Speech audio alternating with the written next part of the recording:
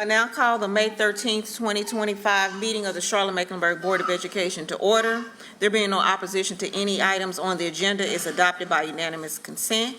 I turn to Board Member Summer Nunn to introduce tonight's pledge leader. Good evening, everyone. I have the honor of introducing Army Cadet Bryson McClendon, a freshman at Ballantyne Ridge High School, which is our newest high school here in CMS. It opened at the beginning of this school year thanks to the community support and the belief in public education. Bryson is an impressive young man who enjoys learning, sports, friends, and of course his new high school. Academically, he loves history and science. That is because Bryson likes learning about the past, and science because of the labs and interesting projects he and his fellow students get to do. As an athlete, he loves baseball and running. He is resourceful and creative, making custom shoes on the side. As a side, Bryson, I'm always in the market for a good pair. I'm a size 8 in women's. I got you. Love sneakers. And he is a social young man who enjoys time with family and friends. So in short, he is a scholar, an athlete, a designer, and a social young man, which to me is a definition of a well-rounded person. Bryson wants to shout out, yes. Bryson wants to shout out First Sergeant Devon and Lieutenant Colonel Thomas for showing him new values to live a more healthy life. Here to support Bryson tonight are his dad, L.A. McClendon, and Lieutenant Colonel Thomas, JROTC Senior Army Instructor at Ballantyne Ridge. Army Cadet McClendon, we are honored to have you here tonight. Will you please lead us in the Pledge of Allegiance and then share your essay on the topic of caring?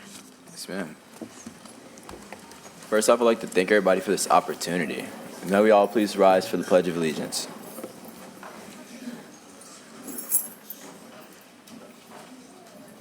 I pledge allegiance to the flag of the United States of America and to the republic for which it stands, one nation, under God, indivisible, with liberty and justice for all. You may be seated. Thank you.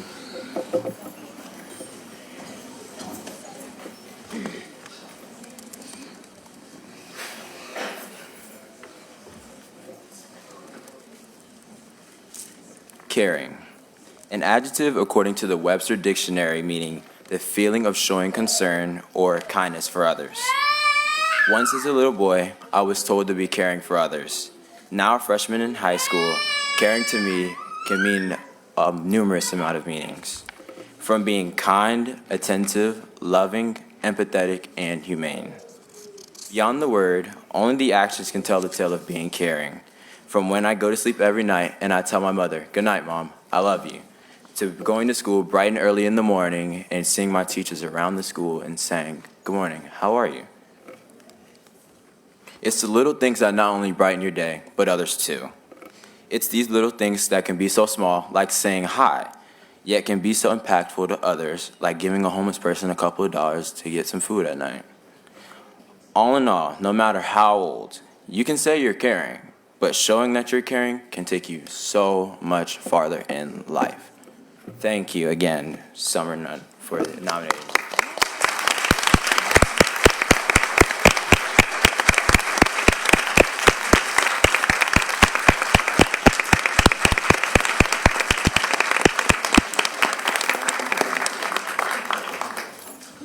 Good. Thank you so much for those remarks. Now we will acknowledge our SOFG students. Here's my script.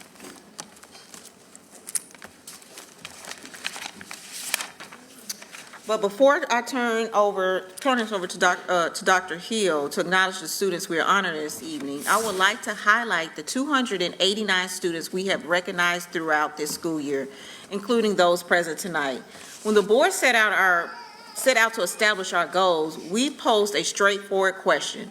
What do our students need to know and to be able to do in order to accomplish our 3 E's, to be enrolled, employed, or enlisted upon their matriculation from CMS schools? The board's goals 1 through 3 emphasize literacy and math to ensure our students are equipped to achieve these goals, which is readiness for life beyond high school. We honor the 289 students who have worked so incredibly hard this year to achieve their personal best. You will see the students and their families radiating with pride in the slideshow behind me. We will take a few moments for board members to share insights about the board's goals, our students, and their accomplishments. I turn to Vice Chair D. Rankin first. Thank you, Chair Sneed. We looked at goal 1, which is on our December meeting, and we kicked it off December 10th, celebrating 36 first and second graders who demonstrated significant improvement in their reading, and celebrating our younger students was the highlight of our regular scheduled board meeting before the winter break, and what a way to start our holiday. So I now pass it to Board Member Lenora Shipp. Yes, thank you. We started the new year in January of board meetings by celebrating 20 students in grades 3 through 5 who excelled in reading. As a retired educator, reading with children was always a joy, and now I get to read to my new grandbaby. To wrap up January 2025, we recognize 26 3rd to 8th graders who worked hard to make significant progress on scoring college and career ready CCR on reading the end of grade assessments. Reading, which requires critical thinking, is an essential skill for student success during the pre-K through 12th grade year. Way to go to all honored students. At the February 11th meeting, we honored 16 hardworking students who made improvements in Goal 4, which is all about our students being prepared for their post-high school life. The celebrated students earned a college credit, taking one step closer to their dream of attending college. As Board Member Witherspoon shared, we celebrated students working towards earning college credit. At the February 25th meeting, the board discussed 6 indicators that helped us understand if students were on track to be enrolled or employed, 2 of the 3 E's. We celebrated 19 students who excelled in meeting this goal. Anyone who knows me knows I believe in early childhood support is critical. Goal 2 is about literacy improvement. On March 11th, we celebrated 29 3rd, 4th, and 5th grade students who had made tremendous progress towards achieving college and career readiness in literacy this school year. Congratulations to our young scholars. As a retired educator, I have rejoiced in watching children grow in their learning over the years. I spent many years in the middle school arena in CMS. At the March 25th meeting, we celebrated 31 6th through 8th graders who worked hard to grow in their English language arts skills and knowledge since the school year began. Congratulations to our students. At the April 8th meeting, we discussed Goal 3, strengthened mathematics performance. We honored 49 high school students for their achievements in Math 1. As a parent of an elementary student as well as a middle school student who is prepping to take Math 1 in the next 2 years, I hope my children will one day be honored at a board meeting for all their hard work as well. I get the honor to talk about Goal 1, but most importantly, I get to talk about the amazing first graders. At our April 22nd meeting, we celebrated 31 first graders and their families who were thrilled about their children's early literacy skills. My favorite part of the meeting was seeing the young students so happy. So why was it important for us to recognize these 289 students? As a board, we are deeply committed to prioritizing and enhancing student outcomes, ensuring that every student has the opportunity to succeed. Student success remains at the heart of our mission, guiding our decisions and actions. By celebrating the achievements of our students, we affirm that we believe in them and we have the highest of expectations. This will be the last meeting for this school year that we celebrate with our students, as they will be busy preparing for their end of the year assessments. Let's give tonight's students and all the 289 students this year a big round of applause.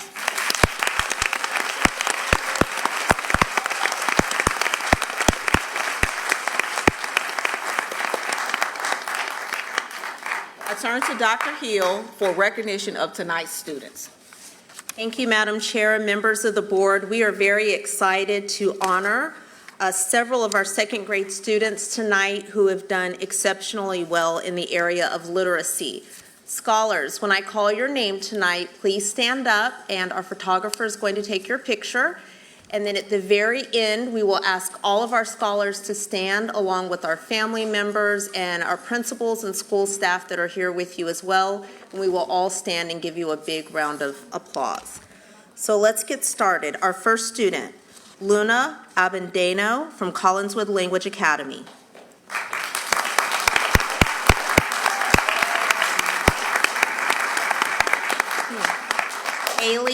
Haley Adamus from Old Providence.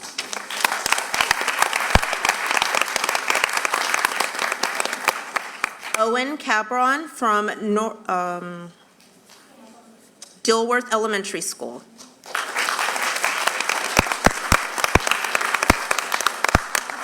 Zoe Flores, East Language Academy.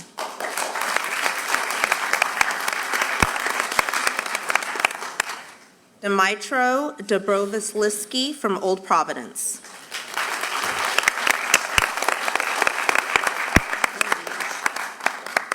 Jaden Escalante, Charlotte East Language Academy.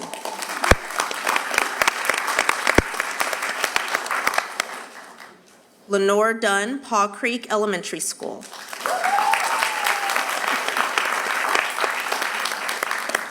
Dean Forney, Walter G. Byers.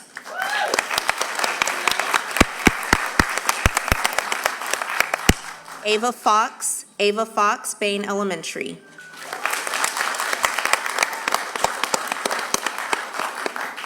Aaron Goss, Renaissance West STEAM Academy.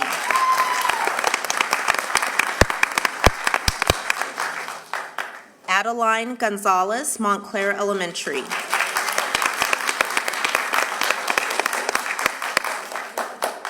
Samina Graham, Paw Creek Elementary.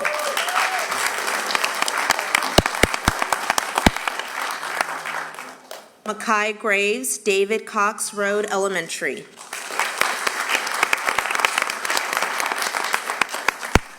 Braken Hegland, Edhaven Elementary School.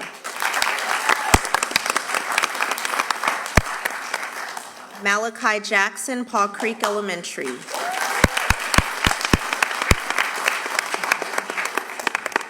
Isla Johnson, Devonshire Elementary.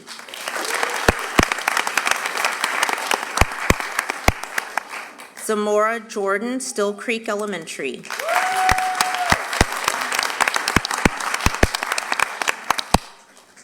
Michael Kelkoff, McKee Road Elementary.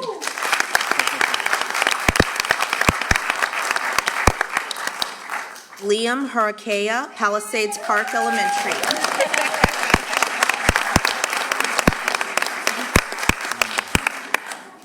Eureka Malonda, Walter G. Byers.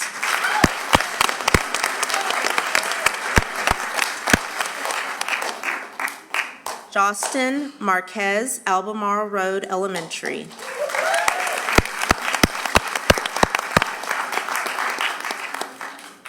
Alvon Harrell, Devonshire Elementary.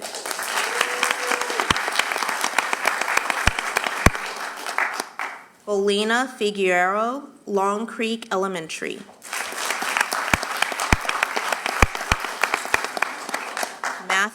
Matthew Ramirez, Matthew Elementary School.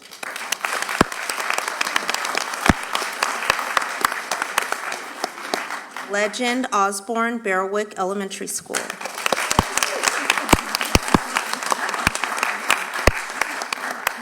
Marlon Gonzalez, Devonshire Elementary.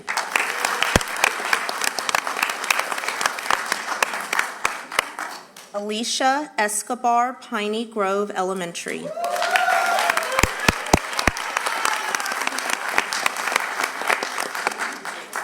Genesis Ramirez, Nations Ford Elementary.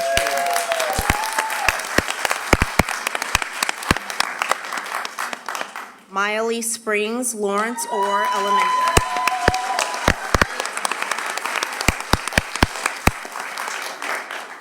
Brennan Suzik, Pineville Elementary.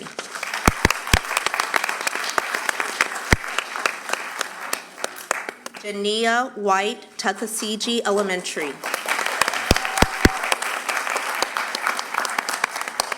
and Jacob Yersta Hawk Ridge Elementary.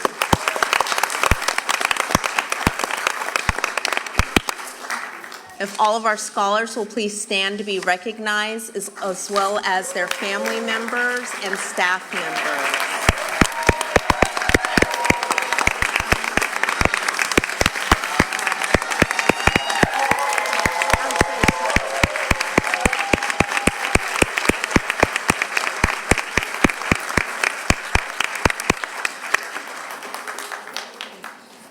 We'd like to thank everyone for coming out tonight to celebrate our scholars. Thank you so much for all of the hard work that you've done to get to this point. We only have a few more weeks left of school, so I know you need to get home and get in the bed so you can be on time for school tomorrow morning. Have a great night. Thank you.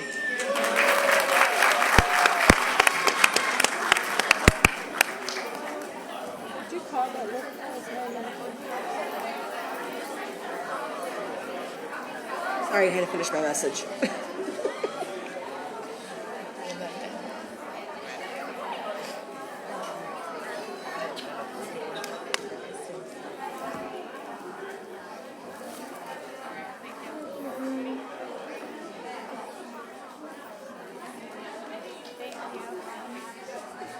Cute. All the names just in case. Munchkins.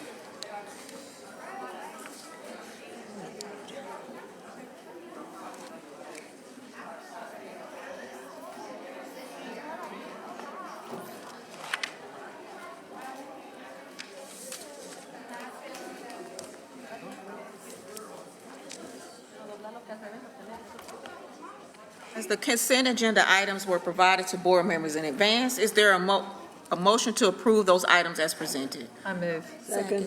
Moved by Klein, second by Byers Bailey. All those opposed? All those. All those in favor by show of hands. All right. For public hearings tonight, I will turn to Dr. Hill before I go to the public engagement for this evening to discuss the personnel appointments. Thank you so much, Madam Chair, members of the board. We have several administrative appointments this evening, and so we will get started. The majority of these are for the next school year.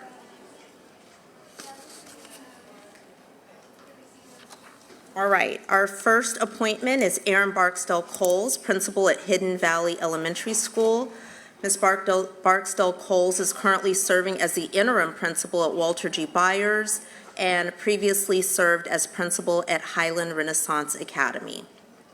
Next, we have Kelly Dowdy. Kelly Dowdy is the new principal at Carmel Middle School. Previously, she is currently serving as the principal at Elon Park Elementary. Next, we have Dr. Andrea Foggy. Dr. Foggy will be the new principal at Turning Point Academy Middle School. She is currently serving as principal at Southwest Middle School. Next, we have Mr. Walter Clyburn. Mr. Clyburn is currently serving as the principal at Turning Point Middle School. He will be the new principal at Southwest Middle School. Next, we have Jane Armbuster. Ms. Armbuster is currently serving as the principal at Providence Spring Elementary. She will be the new principal at South Charlotte Middle School. Next, we have Nizzy John. Congratulations, Ms. John is the new principal at Providence Spring Elementary School. She is currently serving as the principal at River Gate Elementary. Next, we have Stephanie Range. Stephanie Range will be the new principal at Greenway Park Elementary. She is currently serving as the principal at Charles Parker Academy. Next, we have Mr. Daryl Connor Jr. We call him Dossie. He is currently serving as the principal at Alexander Graham Middle School. He will be the new principal at Charles H. Parker Academic Center. Next, we have Dr. Alicia Hash. Dr. Hash will be the new principal at Alexander Graham Middle School. She's currently serving as the principal at Billingsville Cotswold Elementary. Next, we have Joyce Fullington. Ms. Fullington is the new principal at Clear Creek Elementary School. She is currently serving as the principal at Villa Heights Elementary School. Next, we have Michelle Givens. Ms. Givens is the new principal at South Pine Academy. She is currently serving as the principal at Clear Creek Elementary. And for our new principal appointments, we have Natalie Legra. Ms. Legra is the new principal at Shamrock Gardens Elementary School. She is currently serving as the lower school director at Bonnie Cone Leadership Academy in Huntersville. Next, we have Kelly Wallace. Kelly Wallace is the new principal at Palisades Park Elementary School. She is currently serving as the assistant principal at Palisades Park Elementary School. Next, we have Jamie Peterson. Ms. Peterson is the new principal at Rama Road Elementary School. She is currently serving as the assistant principal at Irwin Academic Center. Next, we have Erica Lott. Ms. Lott is the new principal at Walter G. Byers. She is currently serving as the assistant principal at Northwest School of the Arts. And last but not least, we have Dominique Hyde. Dominique Hyde is the new principal at Mountain Island Lake Academy, and she has served as principal in Cabarrus County Schools. And Madam Chair, that concludes the administrative appointments. Thank you, Dr. Hill. There are 4 public hearings tonight, and the rules are as follows. Only speakers who have timely signed up for these public hearings are eligible to speak. Speakers are not permitted to read statements or speak on behalf of someone else. Each speaker will be called to speak one at a time. Each speaker will have a maximum of 2 minutes to address the board. Each speaker may only talk about the topic that is the subject of the public hearing. Individual student matters or specific personnel matters may not be discussed since these matters are confidential and not appropriate for a public hearing. This includes identifying students by their name, their address, or any other identifying information. Speakers are welcome to offer comments or criticisms, but should refrain from personal attacks, accusations, threats, and insults. Speakers should also refrain from identifying students or staff by name or providing personal addresses, emails, or other identifying information. Profanity or other inappropriate language will not be allowed. The board reserves the right to cut off any speaker who violates these rules. The first public hearing for tonight is modifications to AGRR graduation requirements. There being no speakers that have timely signed up to address this modification, I now declare this public hearing closed. The next public hearing is modifications to policy F-PRCH, purchasing and contracting. There being no speakers that have timely signed up to address these modifications, I now declare this public hearing closed. The next public hearing is modifications to policy O-DISD, distribution and display of non-school materials. There being no individuals that have timely signed up to address these modifications, I now declare this public hearing closed. The last public hearing of this evening is creation of S-STGY, strategic partnerships. There being no public speakers that have signed up to address the creation of this policy, I now declare this public hearing closed. I now will turn to public comments. And the rules for public comments are as follows. Only speakers who have timely signed up for public comment are eligible to speak. Speakers are not permitted to read statements or speak on behalf of someone else. Each speaker will be called to speak one at a time. Each speaker will have a maximum of 2 minutes to address the board. Each speaker may speak on any topic of their choice except individual student or personnel matters, since these matters are confidential and not appropriate for public comment. For these matters, the board encourages you to contact the appropriate department, staff member, or our board office. Speakers are welcome to offer comments or criticisms, but should refrain from personal attacks, accusations, threats, and insults. Speakers who should also refrain from identifying students or staff by name or providing personal addresses, emails, or other identifying information. Profanity or inappropriate language will not be allowed. The board reserves the right to cut off any speaker who violates these rules. As I call your name, please come to either podium and please speak in the order that you are called. The only two speakers that we have this evening are Julie Kelly and Roxana Deshawn Myrie.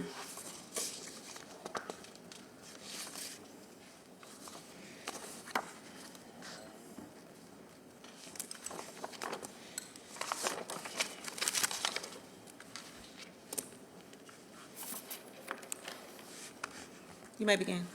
Hi, I'm Julie, and I'm here because of the American Lung Association's Turquoise Takeover. In 2022, I was diagnosed with lung cancer. I was 42 years old with 3 kids in CMS. I had no risk factors and no symptoms. It was caught by accident when a doctor ran a calcium score scan of my heart. In September of that year, I lost half of my left lung and was placed on targeted therapy. Lung cancer kills more people than breast cancer, prostate cancer, and colon cancer combined. It receives less than 10% of federal funding. What does this have to do with education? Well, there's a civics lesson. Politicians can set and direct research funding. Representative Tim Moore and our Senators Bud and Tillis voted for a budget with major cuts to cancer research. Breast cancer was cut to $130 million, prostate cancer was cut to $75 million, lung cancer started at $25 million and was cut to 0. There's a marketing lesson. 20% of lung cancer patients have never smoked. Another 40% have already quit a substance as addictive as heroin. All of us are fighting a disease society not so subtly tells us we deserve. Anti-smoking marketing campaigns led to stigma for both smoking and lung cancer. We must change the public perception somehow with few survivors and even fewer dollars. Most importantly, CMS has employees and parents who want to stay alive. If you are 50 and up with a smoking history, check savedbythescan.org to see if you are eligible for a screening. Take care of your preventative health care. Consider asking about a calcium heart scan like the one I had. It saved my life. And spread the word about lung cancer. Help us stop the stigma. Anyone with lungs can get lung cancer, and no one deserves it. Thank you.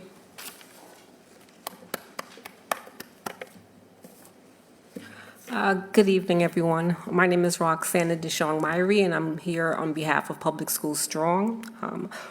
Just wanted to speak again regarding the 10% teacher supplement. Really feel like it is more necessary than ever before. Why the current gains in education are so important. We saw today why those current gains are so important. Teacher supplements make more sense. As per Professor Tom Kane, Faculty Director of the Center for Education Policy Research at Harvard said, unless state and local leaders step up now, the achievement losses will be the longest lasting and most inequitable legacy of the pandemic. North Carolina shows the lowest in starting teacher pay. Overall, North Carolina ranks 46 in the country. According to the National Education Association, the starting teacher salary in North Carolina is $40,136 per year. It is important to include that salaries reflect 10 months of work instead of a full calendar year. Teachers not being able to afford to live and work in Charlotte-Mecklenburg schools is especially troubling for many. The need for certified teachers in every subject area that students can learn, live, and thrive has a direct impact not only on the child's academic learning, but also their social, emotional learning as well.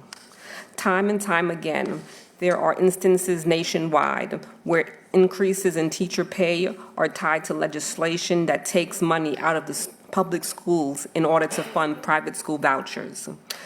The continual shrinkage of public school funding only hurts marginalized students and the teachers who teach them the worst. Our children deserve a basic equitable education just as much as anyone else. All children have dreams. Thank you. Thank you. If you would like to send us the remaining of your remarks, please email them. I turn to Superintendent Hill for the voluntary separations and promotions through May 13th, 2025 report. As presented. I turn to Dr. Hill for the Student Outcomes Focused Governance Monitoring Report, Goal 1, Interim Measures 1.2, 1.3, first and second grades. Thank you, Madam Chair, members of the board, and good evening. I am presenting to you our Student Outcomes Focused Governance Monitoring Report. This report is focused on Goal 1, Interim Measure 1.2 and 1.3. Goal 1 is increase the percent of K-2 students scoring at or above benchmark in early literacy as measured by DIBELS from 67% in June 2023 to 91% by June 2029. This is the fourth in a series of reports related to Goal 1 and is focused on middle of year. We call this MOY, Early Literacy Data for our first and second grade students. This remainder of this year's Goal 1 reporting cadence is shown here. Over the next few slides, we will take a look at the performance of first grade students. This graph shows the DIBELS at or above benchmark percentage and the annual targets for first grade students. The gray column indicates that 59% of first grade students were at or above benchmark on the middle of year benchmark assessment for this school year.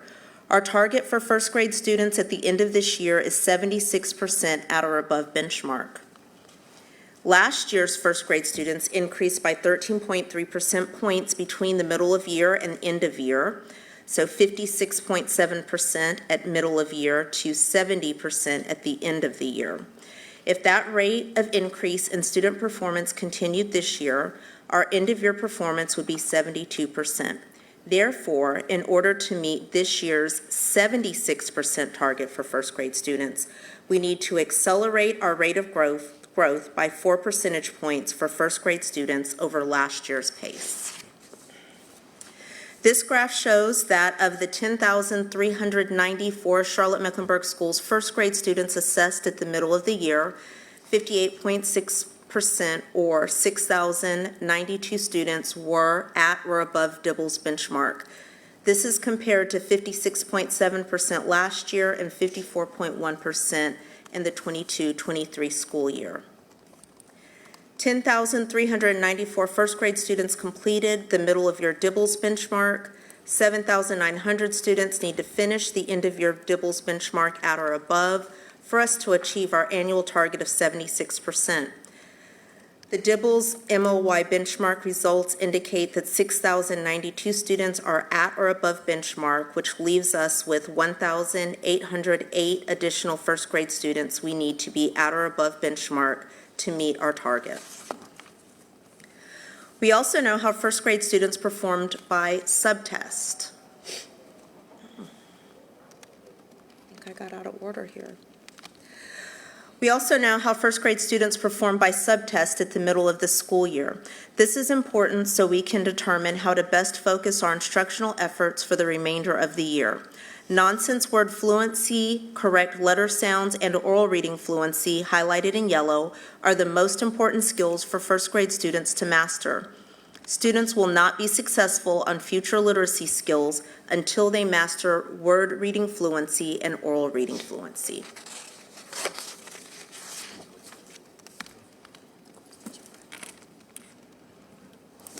This graph shows DIBELS at or above benchmark percentage and the annual targets for second grade students. The gray column indicates that 60% of second grade students were at or above benchmark on the middle of year assessment for this school year. Our target for second grade students at the end of this year is 70% at or above benchmark. Last year's second grade students increased by 10.9% between middle of year and end of year, so 58.1% at middle of year to 69% at the end of the year. If that rate of increase in student performance continued this year, our end of year performance would be 71%.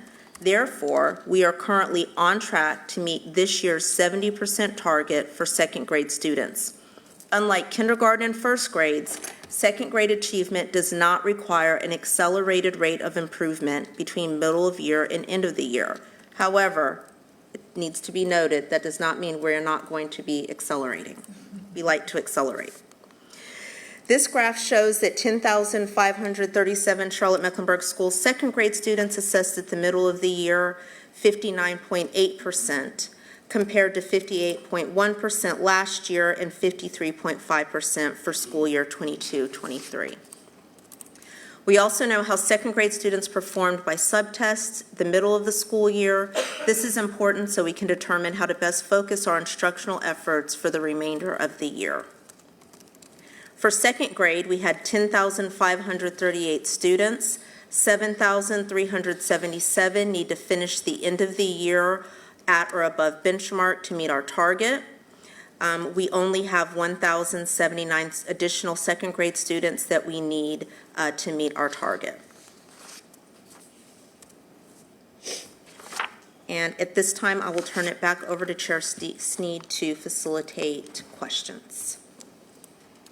Board members, we will follow our usual cadence. We will spend the first half of our questioning, wherever it shakes out to be, so looking backwards at the information that's been presented to us.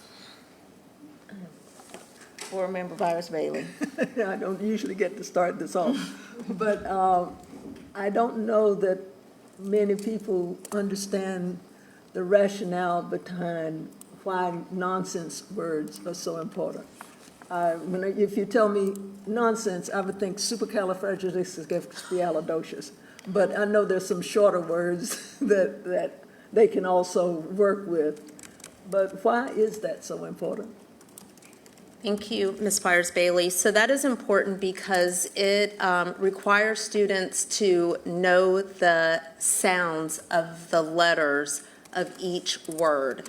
And so if it is in a word that students may recognize, they might just be sight reading, right? Like they just recognize the word. But if it's a nonsense word, it forces the student to focus on each individual phoneme to be able to say the word. So it requires them to isolate each phoneme and then also blend and put it together to put it together as a word. Okay. If that makes sense. Okay. That makes more sense than just playing with them. Yes. Okay, thank you. Board Member Shipp. Yes, on page 5, we said that last year, the middle of the year to end of year, first graders were at or above benchmark, and that increased by 13.2%. The same rate of improvement this year would result in 72.3 of our first grade students at or above benchmark. We would still fall short of the annual target of 76%. Can we achieve the same rate or better to reach the target goal of 76%? What are we doing now to get there? Yes, so I do believe that we can accelerate specifically for first grade. We have several things that are in place. We have been focusing a lot on additional word reading practice for our students. We've also really focused on MTSS for any of our students that had the required plan. Really focusing on those skills that I mentioned earlier, the nonsense word fluency and oral reading fluency, to make sure that those students are where they need to be. And we've also pushed additional support and resources for families at home. I will note that, again, middle of the year took place several months ago, but as you know, for MTSS, we do progress monitoring. So the team recently pulled data to take a look at where students are closer right before this report was produced and sent to you all about 11 days ago. And what we do know is that based on progress monitoring, we know that our students are performing, and that number that we have of 1,800 students is reduced closer to more like 700 or 800 students, just based on progress monitoring. So we feel very confident that we will be able to meet the target for first grade. As a follow-up, I was looking at that oral reading fluency, and it's only at 41%. You kind of mentioned that, and I think that's on page 7. What are we doing there? Because that oral reading fluency is so critical, and also the accuracy of oral reading fluency to really get them ready to move on. End in first grade reading. So the things that I just mentioned would definitely, when students are in their skills block And when they are receiving that small group instruction, of course, they are receiving differentiated core, which means that students are being taught grade level content, but really focusing in on the areas that students need to work on, and that work is then scaffolded depending on how they're performing. But what I will say, and this is kind of forward-facing, but I'm going to answer it now since it's leading me to that. What we've noticed in our progress monitoring with MTSS, we're only required to monitor the lowest literacy skill that the student needs. But what we know, to your point, of oral reading fluency is probably one of the most important. So, for example, if a student really just needs support on if correct letter sounds and nonsense word fluency is the skill that we are progress monitoring, what we've learned from second grade, something second grade has been doing, is they are not only monitoring that lowest enabling skill, they're then looking to what would be the next skill to make sure that they're at or above benchmark. Because if you never monitor the next skill up, then the likelihood of students getting at or above benchmark, they're going to improve, but they're still not going to meet the standard. So that's why we feel very confident that we will meet specifically in K1 and 2. Thank you. Board Member Klein. I'm on slide 13. Okay. Would you explain a little, elaborate what with Mays, why there's such a drop between Mays with oral reading fluency? What do you think, or what do you see, or what have you seen as the cause of a drop?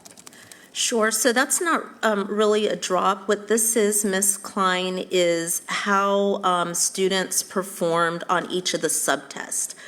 But I think what you're saying is why is Mays lower than oral reading fluency? Right. Yes. So Mays is a more difficult subtest for students to be able to master. Students are required, they're given a sentence, and it's basically a fill in the blank. And so they're required to have vocabulary skills. It's a lot of comprehension to know what word would need to go into that blank to make it make sense. So it would be, when you look at the continuum of reading, the Mays subtest is really assessing comprehension, where some of the others are evaluating some of the more finite type skills that students need to know. So the oral reading fluency is how quickly students are able to read, but again, the Mays is a little bit more difficult. They're having to obviously read quickly enough, but then they have to really know and understand what word could go in that blank for it to make sense. I'm not sure if it's forward, backwards, or a little bit of everything. So what have the teachers been doing to address the discrepancy? Yeah, great question. So for that, I'm going to go to my appendix. Way in the back.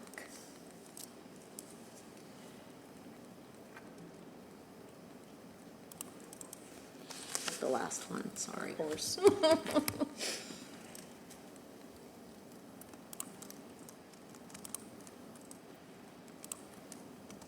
Okay, so to go back to the original question that you just asked, so this is, we refer to this a lot. This is called Scarborough's rope.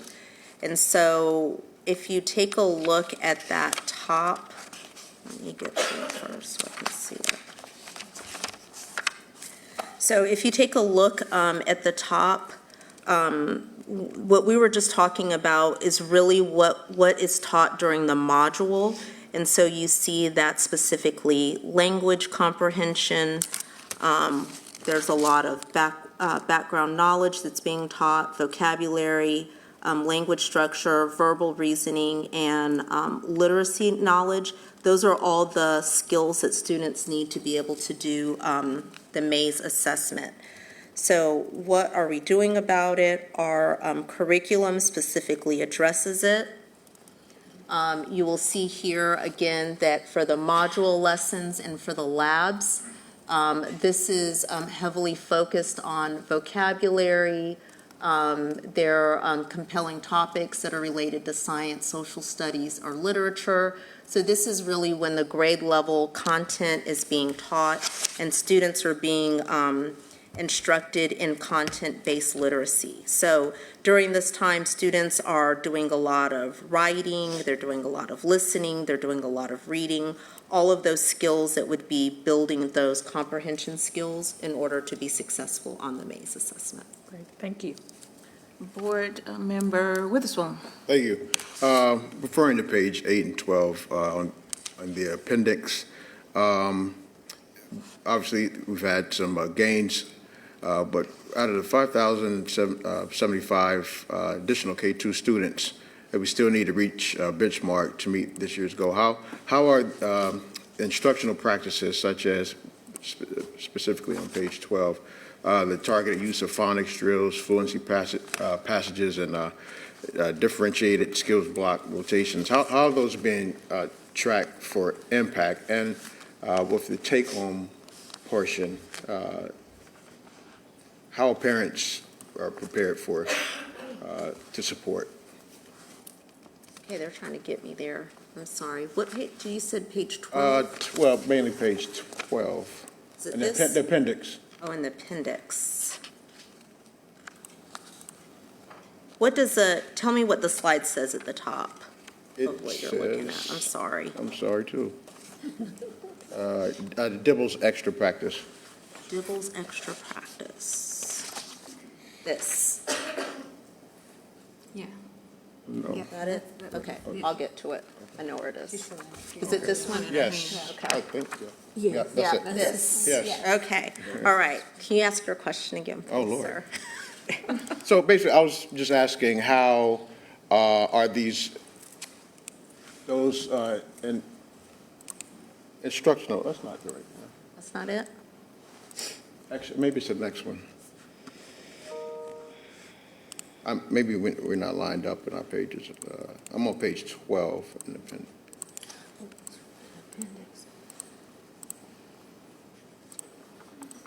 This isn't it? You see where I'm at? That page, what's the title at the top? This is student council. Practice. Oh, maybe.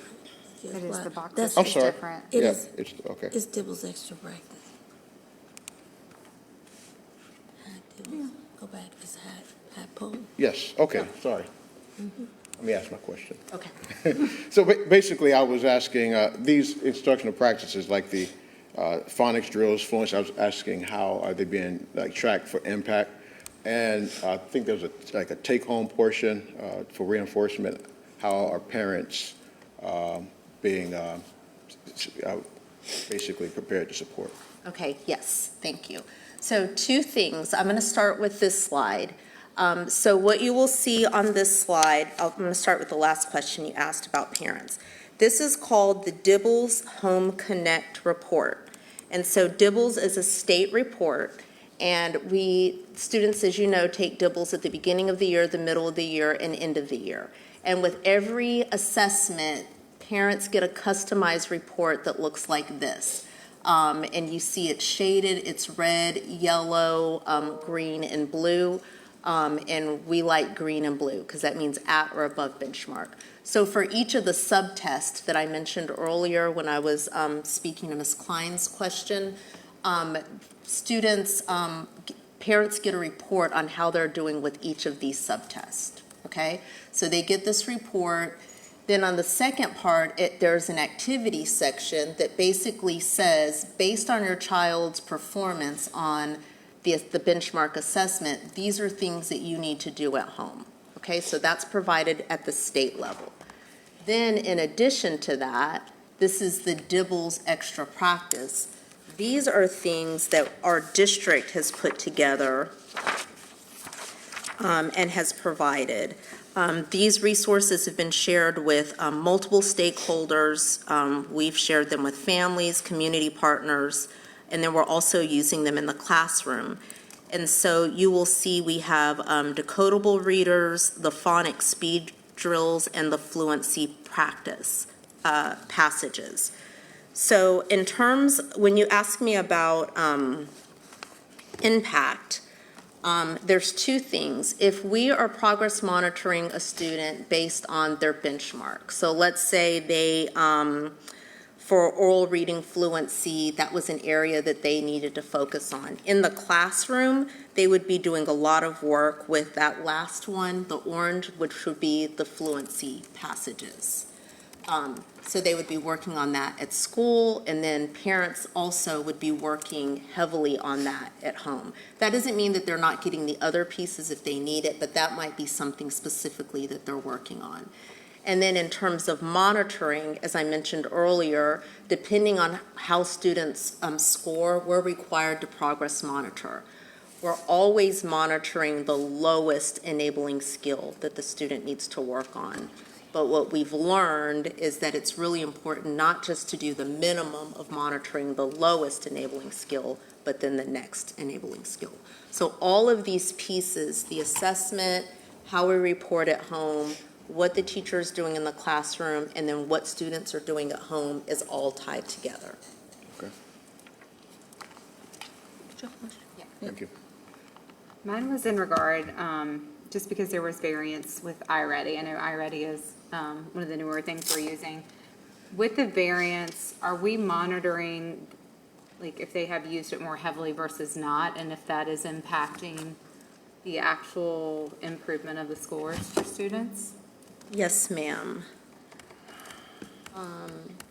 And so thank you for pointing out that we've just started using iReady this year. We focused really heavily at the beginning of the year in terms of introducing it and really getting students to use it. But on this slide, 19. here it is. On this slide, right in the middle, this is slide 19, Ms. Nunn. In the middle, we talk a little bit about, in terms of impact. And so, you know, as we would expect, students that are using it more are getting better outcomes. And so what we've noticed specifically in second grade in the last month, we have 50% of our students that have spent 30 minutes or more, and they're completing an average of 3 lessons per week, and their pass rate specifically for the week of March 23rd was 83%. So what we're noting is that the students that are using it consistently, as iReady says, this is the dosage that students should be using at least 3 times a week for a specific amount of time. We are noticing that those students are progressing. But I think it's really important to note that iReady is a supplement, and it doesn't supplant all of the other pieces that go together. So it's not iReady in isolation, but iReady when it's paired with really strong core instruction and paired with the work that's happening at home. But to your point, iReady is a game changer for our students. So I have a question. Did you have a follow-up? I'm sorry. No, I'm good. Okay. She answered my follow-up in Okay. her question. So I have a question. It's particularly about slide 8. When you're the identification of the number of students.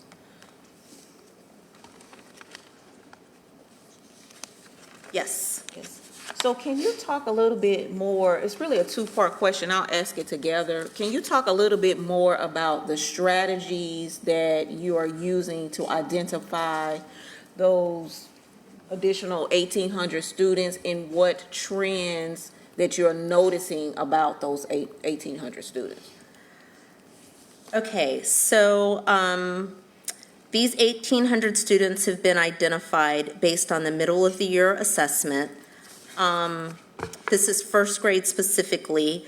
So the trends that we've noticed are actually, we pointed out on the next slide, or a previous slide, this slide right here, in terms of the specific subtests that you will notice here. So we've highlighted for you the ones that are the most important for the students to master, but you will see the trends here. So for example, on the ORF accuracy, which is oral reading fluency accuracy, we had 41%, but just regular oral reading fluency, we had 53%. So one of the things that we would note here is that while students may be reading fluently, their accuracy maybe is not as strong as it needs to be. The other thing that we've noted, as I just mentioned in terms of trends, is really taking note to what second grade has done, specifically in terms of them monitoring not just the lowest enabling skill, but the one that they really need to get to the next level. So what happens is they're getting a steady diet of on grade level instruction, but based on their last benchmark, we're only progress monitoring down here. So they're getting differentiated core, which is on grade level. They're getting all of the on grade level work, and they're getting small group instruction and perhaps individual instruction based on where they're reading, their specific area that there is, but we're only monitoring here. And so what we've learned in terms of trends is you can't just monitor here, you have to monitor up here if we're ever going to get them at or above grade level. Can I say one more thing? Mm-hmm. The other thing that we know to be true is, and I wrote this down specifically because I wanted to note it, specifically what we know for first grade specifically, if we don't get these students doing well in the subtest for oral reading fluency, when they get to second grade, we're in trouble, because we know that summer slide is a thing, and students are just going to have so much more to catch up on, because in second grade, we really should be working much more on all the skills that Ms. Klein asked about earlier, right? Like the vocabulary, all of those things, getting students to the reading comprehension. One more thing I want to add to that is when you think about goal 2, so you all know that our goals are not grade level proficient, level 3, 4, and 5. We focus heavily on 4 and 5. And so what we know is at the end of second grade, end of third grade for assessment and EOG, as students are, the DIBELS and the grade level proficient usually are close. Where there's a gap is the college and career readiness. And we know that that's the case because what type of skills do students need to be college and career ready? They have to be reading at a much higher level. So in order for us to hit our goal 2, we have to really be focused on not just those individualized finite skills that can be taught. Yes, we have to master those, but we have to move beyond that sooner so students are comprehending. So it's just kind of continuing this thing, and our county commissioner usually asks this question about how are we tracking, can you make a correlation between what you're seeing here and then what you're seeing in the data from pre-K to kindergarten and what's happening here in first and second grade, but really looking at first grade because of the bridge that you talked about, what happens in second grade. I do not believe we have correlation data for those at my fingertips for those students that attended pre-K and how they're performing in first and second grade. What we do track and monitor heavily is how students that participated in pre-K, how they do on their beginning of year assessment in DIBELS. The reason why we focus heavily on DIBELS, even though there's other assessments, is DIBELS is a nationally normed assessment that's used at the national level and also at the state level. And DIBELS is the biggest indicator in terms of literacy for future success. So the other assessments that a teacher may give, the NCELI, those are skills that a teacher would need to make sure that students are able to do and understand in terms of accessing kindergarten curriculum, but it's not an area that we would track for future success, because those are skills that are they're basic literacy skills, like does a student know how to hold a book? Can they recognize letters? Those types of things. But the DIBELS assessment is the assessment that we track. And I believe, is it 40, where's Beth Thompson? 43? I remember that number. 43% of our students that attended pre-K come in at the beginning of the year at or above benchmark. Thank you. Yep. Vice Chair Rankin. So I'm looking at, on our slides, it's slides at 8. Yes, go backwards. Slide 18, Project 3, core action walkthroughs. That's that page, that slide.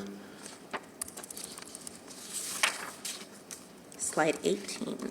Yes. Yes, sir. Okay, looking in strategic adjustments there, it's talking about core action walks and the different ratings. And it talked about aiming, trying to, continue to develop PDs, and then I guess to align with the ratings of the core action walks. Can you talk through how those adult behaviors that are being observed in those core action walks and how they are linked to improving our student outcomes, or if they had? Yes. So for our core action walks, we're looking specifically at core actions 2 and 3. And is it up on the screen? Let me get it there for you.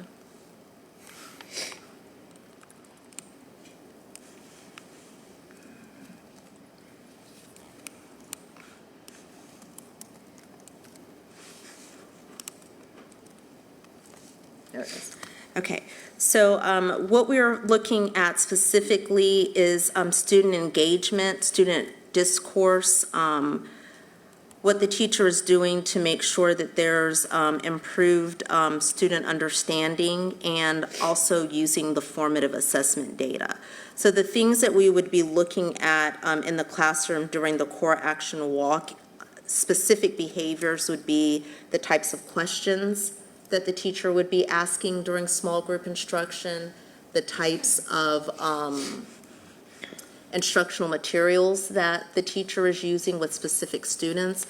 In a couple of monitoring sessions previously, I've talked about when our performance areas and specialists are going into classrooms, they know who the students are. For example, if it's a student that's at benchmark, and maybe a student that needs to be moving above benchmark. So looking at that student, D. Rankin is here. What work is D. Rankin being provided in order to go here? So looking at the types of instructional materials, certainly taking a look to make sure if the teacher is using the curriculum specifically in areas that are targeted during a certain part of the lesson. So for example, if they're in module block, are they teaching on-grade level content, or are they focused more on the discrete finite skills, which is supposed to happen during skills block? So those are the types of teacher behaviors that we would be looking for. And I think there was a part 2 to your question. Well, I do have a follow-up. Okay. If I can. Understanding that, what's being observed in these core action walks are adult behaviors. Well, like you said, what type of questions are being asked, or different things. But I'm really just trying to figure out how are we utilizing these walks and the data from these walks, or are we collecting data to say at the end of the year we have these number of students that scored 4 or 5, and linking it back to those core action walks? Have they been productive? It's a great question. I don't think I could have paid you to ask that question more. But the answer is no, because what we've done this year is we have reported out on individual projects, right? Like core action walks, MPSS. If you'll recall, when we were presenting our budget and how we're resourcing the board's goals, Board Member Monterey Duvall referred to them as bricks.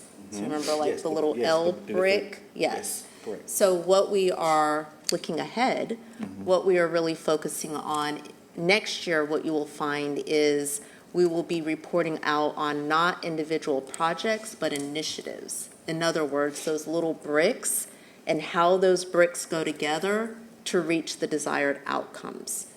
So the question that you're answering me is an excellent question. You ask me it every time, and I get frustrated every time because I can't give you that answer, because this year we've really focused on, let's just do it. Let's just do the thing. We know what we're looking for. We're training on this. Let's do it. Let's observe it. But next year, we will be really focusing on impact. So all of our WIGs will be more of impact WIGs. So we'll be able to answer the questions that you're asking me tonight. That's so good. It's one of the things that we've learned in our continuous improvement process. I'll do part of 4. I think Dr. Witherspoon had another backwards question. Yeah, backwards, looking. The page 15, individualized individual reading plans. How are we ensuring that they're being implemented with the students that need it? That's it. Yes. So that is on page 15, but I'm going to go back to the appendix to point it out to you. This individual reading plan is a requirement. It's legislated. So we're not only required to do them, but we're also required to report them up to the state. So it is monitored at every single school. There are very specific business rules that indicate when an IRP has to be created, and so that's how it's monitored.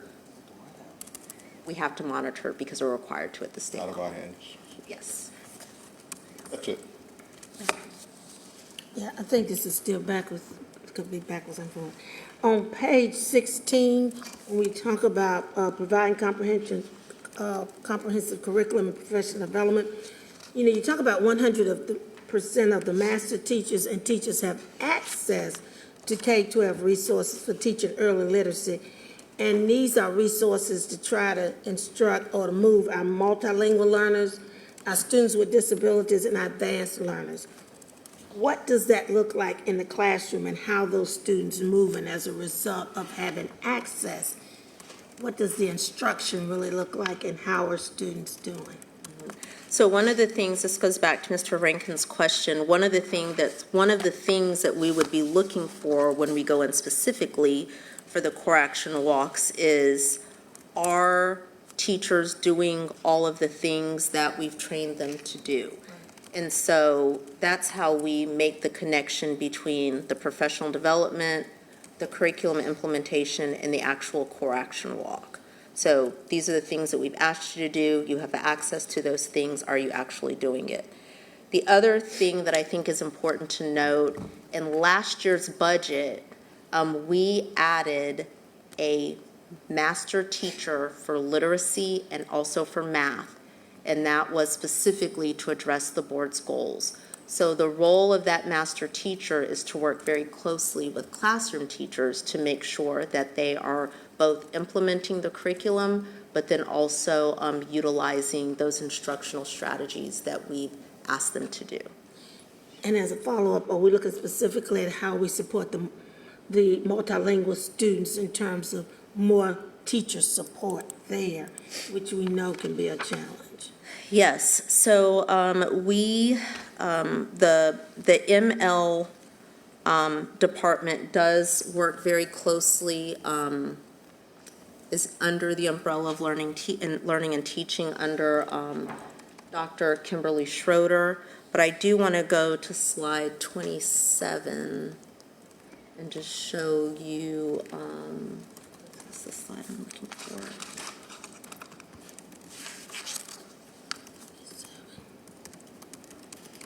This is Kate. Okay.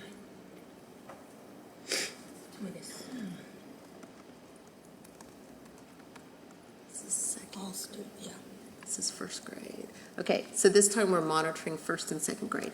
So if you'll take a look, this is first grade performance by student group. And so you will notice the far left column is 24, 25, middle of year. The yellow, you see that first column is beginning of year, so you can see if we've gone up or down. And then in that very last column, you're seeing how we compared to students last year, which of course is a different group of students. But what I want you to take a close look at is in the middle, you will notice that there is an increase from beginning of the year to middle of the year, and that is across all student groups. So that's for first grade. And then here it is for second grade. And so, again, you will notice those arrows going up for all students with the exception of Native American, and you will see that there is a drop there. So we are monitoring that as a part of Guardrail 1. We do a report on all student groups every time that we report to the board. Thank you. You're welcome. I believe that we're ready to ask forward-looking questions. Dr. Witherspoon. Thank you. Dr. Hill, you kind of went over it in one of the responses, and I think it may be worth, if I missed something in that, to ask it again. I had it written down.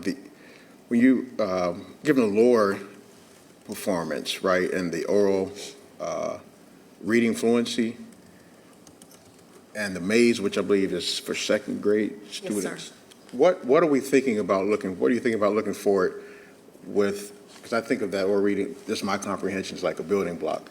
For our first grade graders who will be second graders, how are you thinking about accelerating those students that may kind of be behind? You may have answered it a little bit, but if you could. No, I think it's definitely worth saying again, because, we've talked a lot about making sure that we're providing students with a steady diet of on-grade level content. But it's really important to note that if students are not on grade level, where obviously they're getting those supplemental and/or intensive interventions along with their steady diet of core instruction, we're monitoring, because we're required to for MTSS, but it's really important that we're not just monitoring the lowest enabling skill, but really taking a look at what is the next skill. So to illustrate that, I keep talking about second grade and our learning from second grade. Of kindergarten, first, and second grade is the only one. Now, I know we're going to meet our goals, so let's just say that. But second grade is the only one that if they only perform as well as they did last year, we will exceed the target. And that's because they're doing, I think it's because of a lot of things. They're in second grade, so they've had the benefit of kindergarten first, really strong instructional. We've been moving this engine for a little bit now.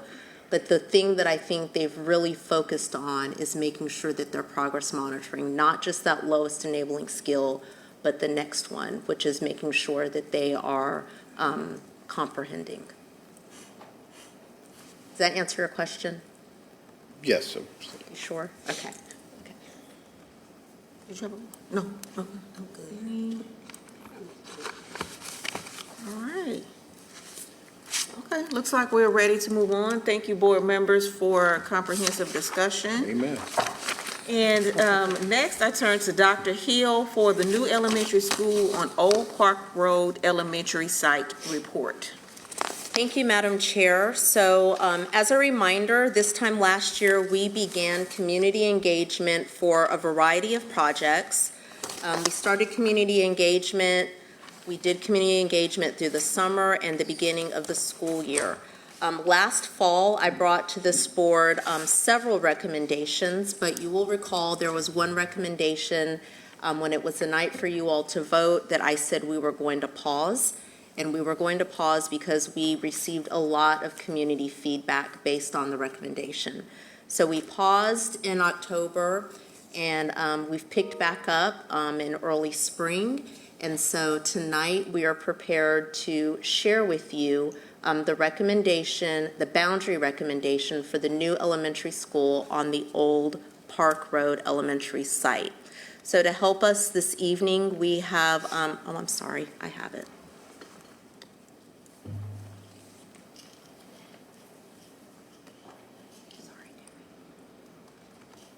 We have a few guests with us this evening. We have Mr. Cropper, Matthew Cropper, whom you all met previously. He is with Cropper GIS Consulting, and he will begin our presentation and share some information with you. Mr. Cropper. Thank you, Dr. Hill, Madam Chair, members of the board. Thank you for the opportunity to present to you tonight. I am Matthew Cropper with Cropper GIS Consulting, and I'm here, to, as Dr. Hill mentioned, to give you an overview of the options for the new elementary school at the Old Park Road site in terms of boundaries. Like I said, we are Cropper GIS Consulting. I think I've met with you already before and talking with you a couple of times, but our firm specializes in this type of work. We do boundary and redistricting work across the country and have been working with the district, with Charlotte-Mecklenburg schools over the past couple months in preparation for planning options for the new elementary school at the Old Park Road site. As we do this work, we're always keeping an eye on CMS Board Policy S-ASGP, and our objectives of this particular project are to develop an attendance boundary for the new elementary school that's planned to open in fall of 2026. In doing that, also be mindful of student enrollment and utilization across the area that we're studying, and try to balance enrollment and make sure things are as equitable as possible while minimizing the impact on students in providing a solution. Not only looking at students that are here now and living in the area now, but also be mindful of growth potential and anticipating how these boundaries may handle growth that's expected in the area. So this is Board Policy S-ASGP, and these are some of the factors that we have been focusing on and looking at as we develop options, looking at enabling choice and promote equitable access, making sure that we maximize efficiency of buildings, be mindful of transportation efficiency and use of facilities, and then reduce overcrowding, be mindful of the socioeconomics of schools as we do this work. And in addition to the policy that's listed here, we also look at other criteria that we typically use across the country, things such as try to draw the line down major streets if at all possible. Don't draw the line through residential areas. Try not to split a neighborhood in multiple parts.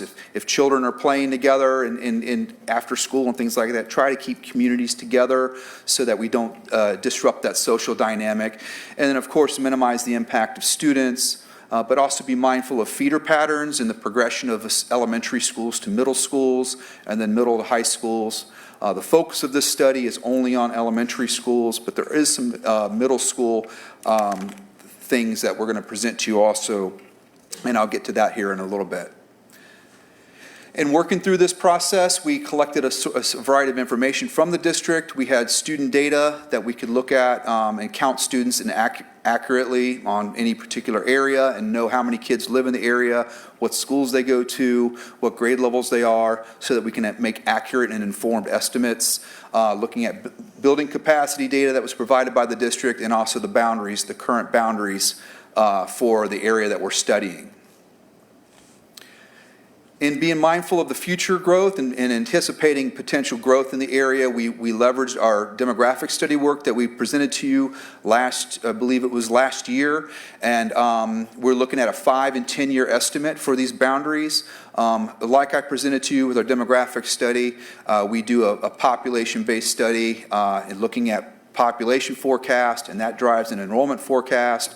That forecast has been tracking very well so far, and so these are what's the basis of our estimates for the 5- and 10-year anticipated enrollments for the area.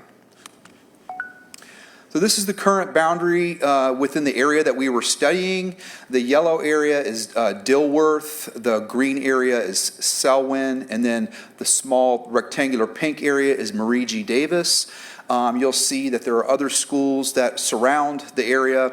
These were included in our study area just so that we can make sure that we did a full examination of any option that could be considered. Although the options that were students and a lot more communities and schools, and really achieved similar objectives that we're presenting to you in these recommendations. This is boundary option 1. The dark green area is the boundary for the new elementary school. This option includes all students from Dilworth and Marie G. Davis. So those are the only 2 schools that would be affected in this particular option. These students are anticipated to go to the new elementary school in this option. We're estimating about 829 students at the school in this. That would put it at about 85% of capacity, which is an ideal utilization for attend either Marie G. Davis or Dilworth from out of their attendance area. If all of these students were just to and control the number of students coming in from out of zone and that it doesn't inadvertently open at or over capacity.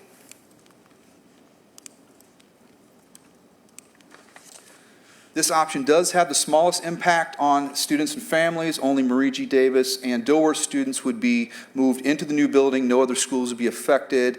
There is no disruption to the current plan for Sedgefield Middle School.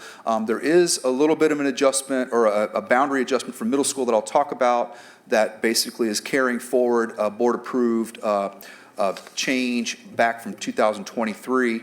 But there is no other impact to the middle schools or high schools. Only elementary schools were examined in this particular option. So no impact on where students in these areas go to middle or high school, with the exception of one area that I'll talk about here in a little bit.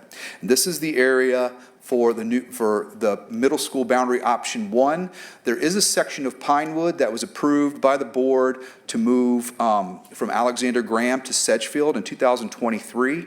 And given that that was the implementation year for that was the same year as the new elementary school, we're incorporating that into this option so that we can carry forward that board approved move from a couple years ago. We see stable growth in this area. We don't see explosive growth or any decline. We're looking at about 2% growth every 5 years in this study area.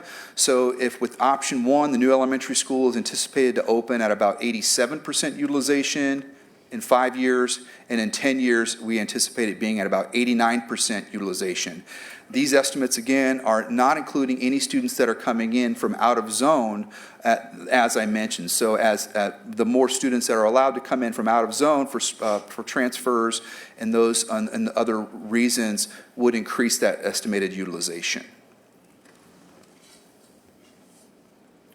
This is boundary option 2. And so this option is very similar to option 1, but this option incorporates part of Selwyn Elementary going to the new elementary school as well.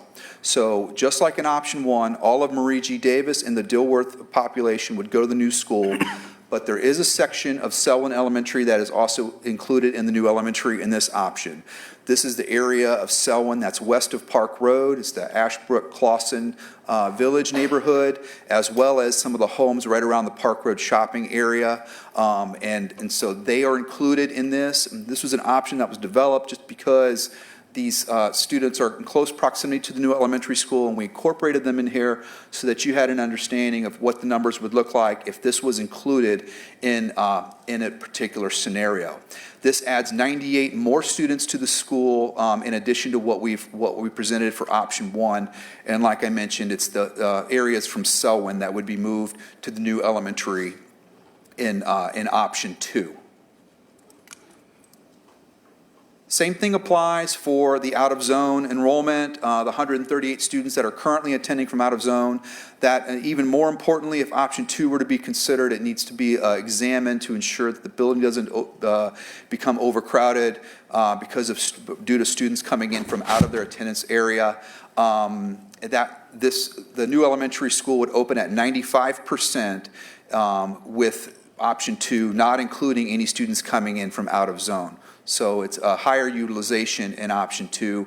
And another benefit of option 2 is that Selwyn is currently at 97%, and moving those students to the new elementary school brings it down to 83%. And same thing with as in option 1 with option 2. There is no impact to students in the Sedgefield Middle School zone. The areas that were moved from the Park Road Shopping Center and the Ashbrook Clawson Village neighborhoods out of Selwyn would still remain zoned to their current school at Alexander Graham Middle School, and no impact to the high school feeder patterns in this particular option as well. Middle school option, boundary option 2 is the same as option 1, but we presented this to the public and paired it with elementary option 2, just so the public can see the progression from elementary to middle. But it is the same boundary as middle school option 1 that incorporates that area that was approved to move from the Pinewood area from Alexander Graham to Sedgefield. Other than that, the Sedgefield Middle School boundary remains as is, other than picking up that area from Alexander Graham. And again, looking at the growth potential for option 2, like I said, is estimated to be at 95%. In 5 years, that building would be at 97%, and in 10 years at 99%. And that does not include any students coming in from out of zone, as I had mentioned.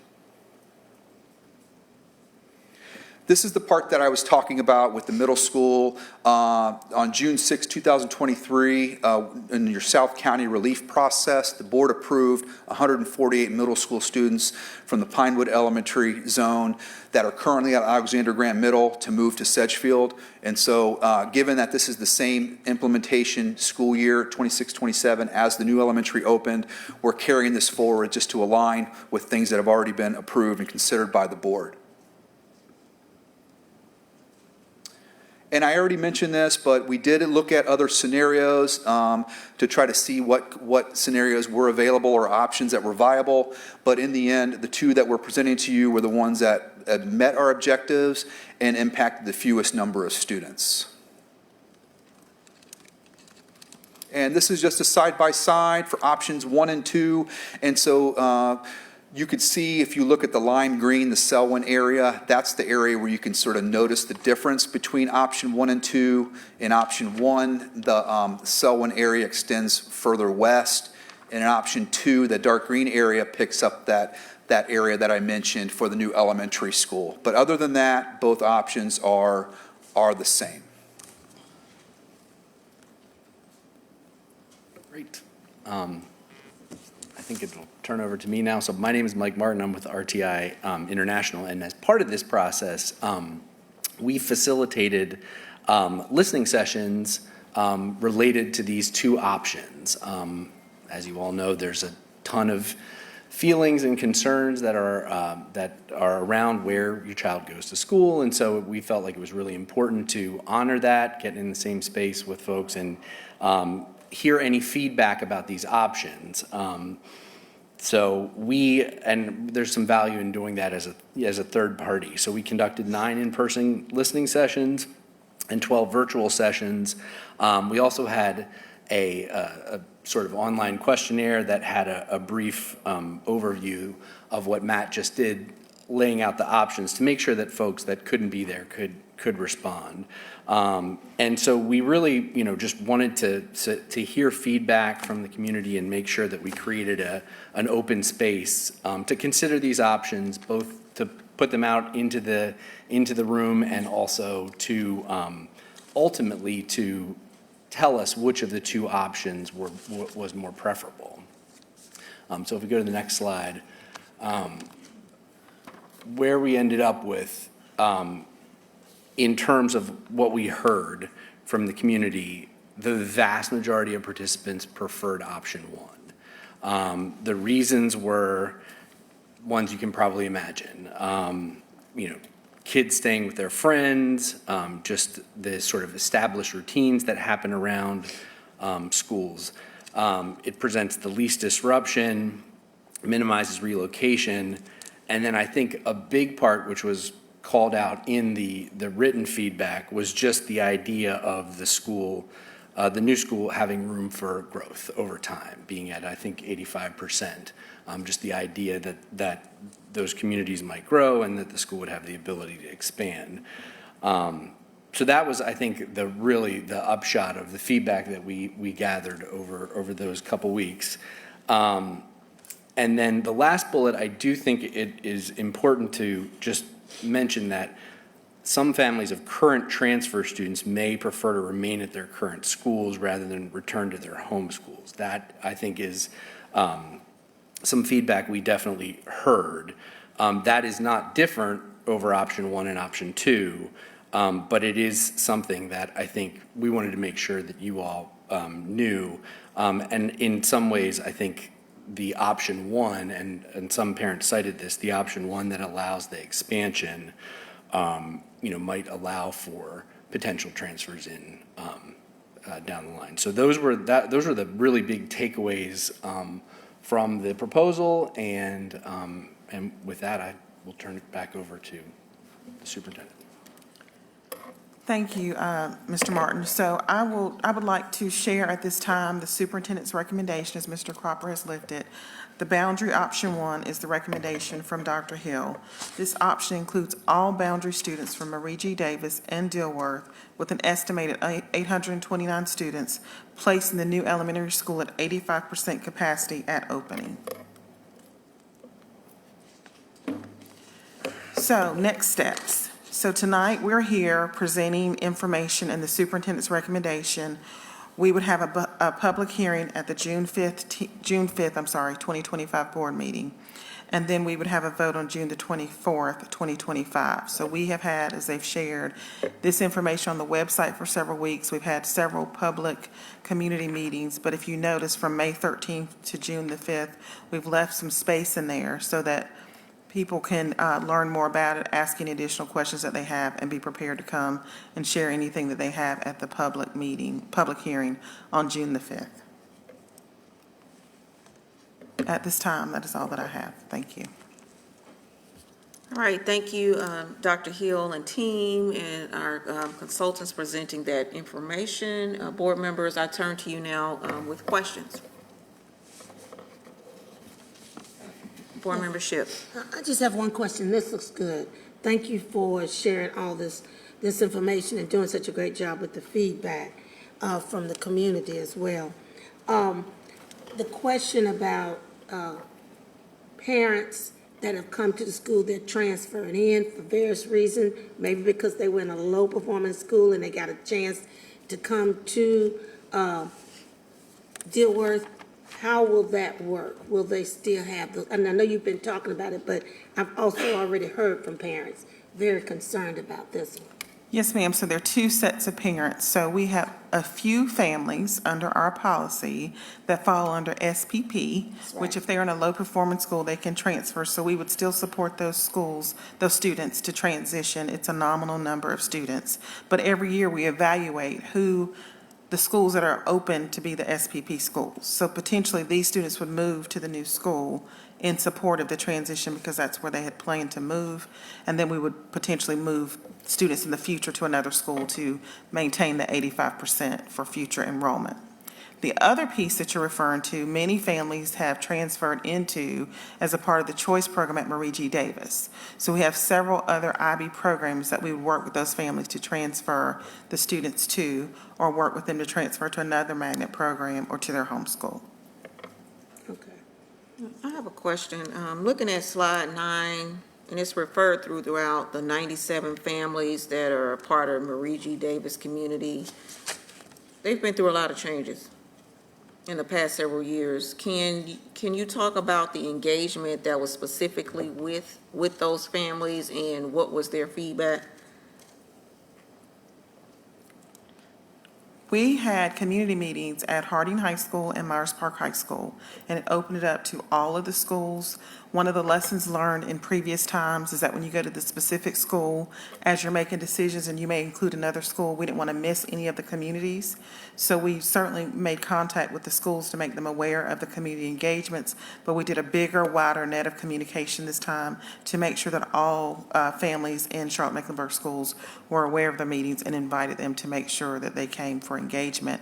We did not get a lot of engagement from families from Marie G. Davis, but in the initial, when we went out earlier, the families gave positive feedback about moving to the new Dilworth, the new Parkside, the school on the Parkside campus.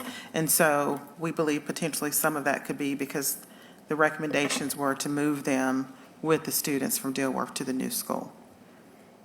And this particular question is for the consultants. I mean, did you notice anything particularly about attempts or lack of participation from that community as you were conducting the feedback?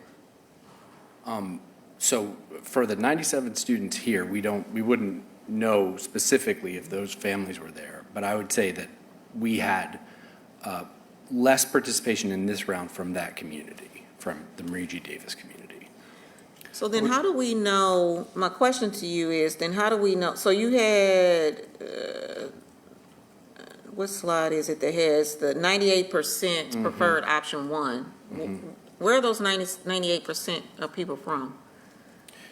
The majority of them identified either as from Selwyn or Dilworth, or didn't identify where they were, which schools they were from. And, well, I've asked a couple of questions. I just want to say something that I think they said that I just want to make sure we say again. So in terms of what happens to the students at the students that are assigned to Marie G. Davis, I'm not talking about the ones that have opted in for whatever reason for IB, but the students that are assigned to Marie G. Davis, what changed from the original recommendation to now? It's the same. So I think what Mr. Martin was saying, correct me if I'm wrong, is the first round, we had much more participation from them, and they were in favor of this recommendation. But this time, they were not, there wasn't as high of level engagement this time as it was last time, but their feedback has been captured and incorporated into this recommendation. Thank you. Vice Chair Rankin, followed by Klein.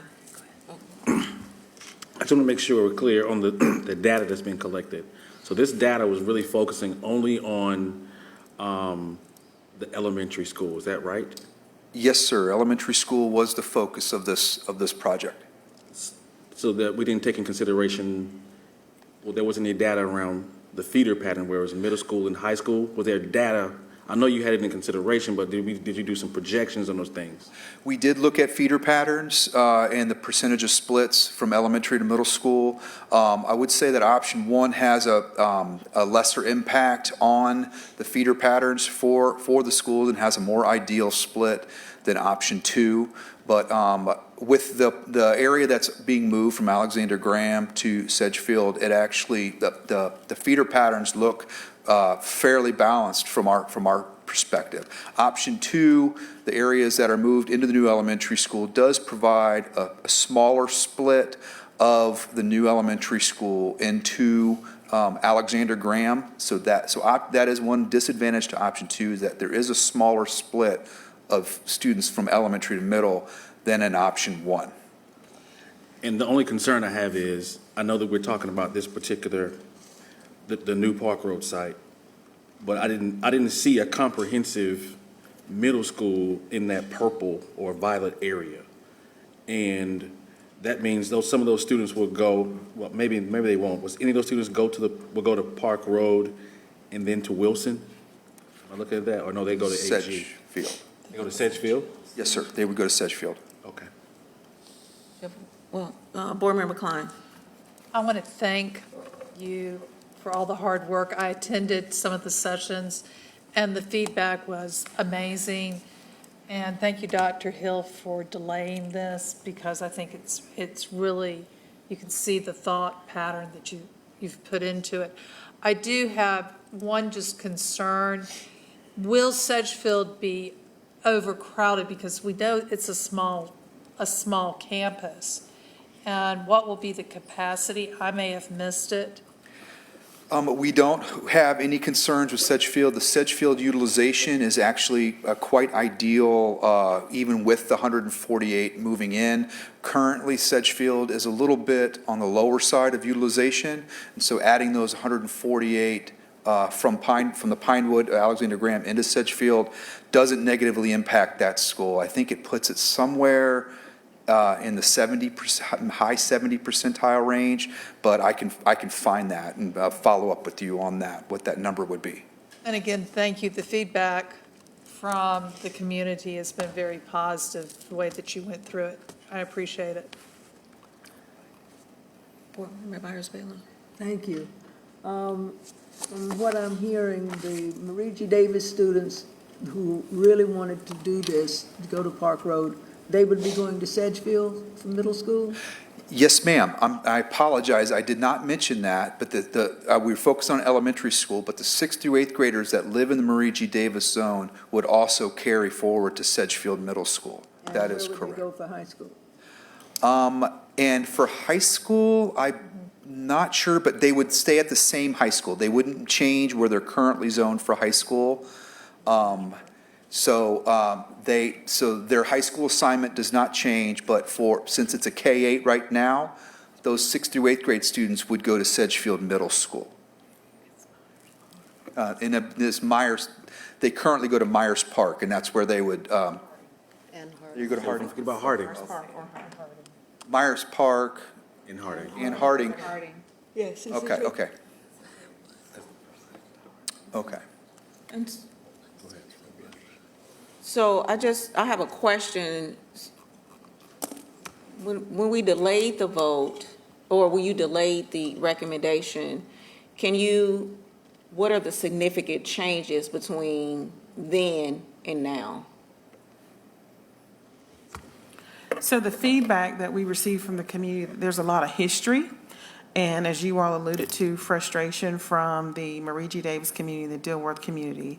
And so they asked us to come out, spend more time in the community, learn from them about some of the concerns. So what you'll see is that we really work to just honor the Pinewood move from to Sedgefield, and not move any additional students over to the middle school, and really focus on historically, the Marie G. Davis students did not move the last time attendance boundaries were drawn. And so those students were in Dilworth, but the Marie G. Davis students did not move. And if you look at that boundary, you can almost see how they were carved out initially of the boundary. And so the families wanted us to have the conversations with them to understand the history, and then also honoring our board policy, making sure that we were following all of the 5 expectations of the board policy. We were able to do that, and we went back out to the community, gather more feedback, and make sure that as we're bringing Marie G. Davis and Dilworth together, that we're honoring all the feedback from the community and also the direction from the Board of Education. Go ahead. And one more thing that, again, that with the recommendation that we made in the fall, we were going to do the move of the Marie G. Davis students with the 25-26 school year. That's correct. And so with this delay, everybody stays put. The movement happens when the new school opens. So the Marie G. Davis students would not be moving twice. They would be moving together at one time when the new school opens. So the major change is just the Marie G. Davis students are moving in the 26-27 school year instead of the 25-26. And there was more engagement. And the Dilworth students, to Dr. Hill's point, are moving at the same time so they can build relationships, capacity, select things for the new school together, and that was the concern. The Marie G. Davis students would move twice, and Dilworth is already full, and how would that work? That was the big concern from the last. And one more thing I will add, not necessarily with the recommendation, which Dr. Balknight so eloquently talked about, but the other thing that we did this time is we had another option that was looking at the students that are currently attending Selwyn that are right next to the Park Road Shopping Center. And so with the delay, it allowed us more time to explore additional options with much more engagement and expertise from Mr. Cropper. But ultimately, we came back to the same conclusion. That's correct. Board Member Byers-Bailey. Okay. I guess I really appreciate the Marie G. Davis students being able to stay together and go to school with the students that the neighborhood really identified with and wanted to be educated with originally, and that they get to stay together at Sedgefield for middle school. I'm not so excited about having them split between two high schools. Those are the original attendance boundaries, and that initially was not a part of the scope of work. The intent for us really sharing with you the elementary, middle, and high school boundaries is just to show the continuation of the feeder pattern and to ensure that we weren't going to end up with a concern with the impact of moving Marie G. Davis and Dilworth back together at the new school site. Sure, Rankin. I was really thinking about the same thing. I know we're talking about this, but maybe for future conversation, if we can talk through, at some point, looking at that feeder pattern and keeping students together. For some of those students some of the parents that may not be as vocal, may not be attending some of these meetings, and they go to school with the same group of students from elementary to middle school, and then they go into a different high school. I think that's been some of the concern with some of the other parents that have been vocal. So maybe as we move forward, we can start identifying some of those areas that are going to the different schools, and try and keep those groups together. And at some point, we have started having the conversations of having an act, so some of these students, in some areas, we don't have a comprehensive middle school. I want to continue that conversation at some point. And that's it. Thank you. My last question is, can you talk about, I know you set forth when the vote is, but is there any communication that is planning to go to these affected families to say what the next steps are? There's a public hearing, board plans to vote in June. Yes, ma'am, we will continue. I was going to the timeline. We will continue to communicate with the families. As I shared earlier, we were very intentional. Today is the 13th. There is a board meeting on the 27th. The public hearing is not until June the 5th, so that we have ample space and time, now that people have seen this publicly as well at a board meeting, that we can go back and communicate again and respond to any additional feedback that we receive, and then make sure that people are aware of the public hearing. So we will certainly promote that information out to the greater community. Any more? I believe that's it. All right, thank you so much for your time and the information that you've presented here today. Thank you. Now turn to Dr. Hill for her superintendent's report. Thank you, Madam Chair, and good evening again. I will start with our academic pillar.